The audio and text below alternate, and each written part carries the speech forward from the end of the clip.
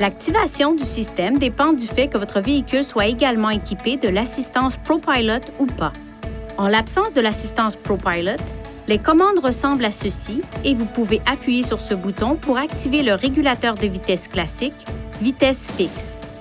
Pour les véhicules équipés d'un régulateur de vitesse intelligent, qui fait partie de l'assistance ProPilot, les commandes ressemblent à ceci et maintenir ce bouton enfoncé activera le régulateur de vitesse classique, vitesse fixe. Accélérez jusqu'à atteindre la vitesse souhaitée, puis enfoncez cette commande et relâchez-la. Si vous devez dépasser un autre véhicule, assurez-vous que la manœuvre est légale, puis appuyez sur la pédale d'accélérateur. Relâchez la pédale d'accélérateur. Votre vitesse reviendra à la vitesse pré-réglée.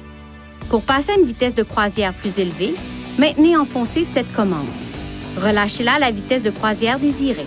Si vous appuyez sur cette commande et que vous la relâchez rapidement, chaque pression augmentera la vitesse réglée d'environ 1,6 km/h. Maintenez la commande pour augmenter la vitesse réglée de 8 km/h. Pour passer à une vitesse de croisière inférieure, maintenez enfoncée cette commande. Relâchez-la lorsque vous avez atteint la vitesse souhaitée.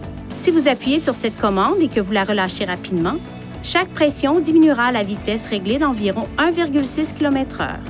Maintenez la commande pour diminuer la vitesse réglée de 8 km/h.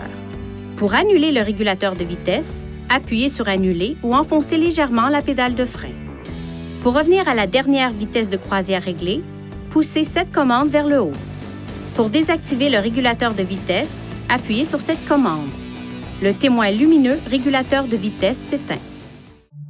Veuillez consulter le manuel du conducteur pour obtenir des renseignements importants concernant la sécurité et les limites du système et pour en savoir davantage au sujet de son utilisation et de ses caractéristiques.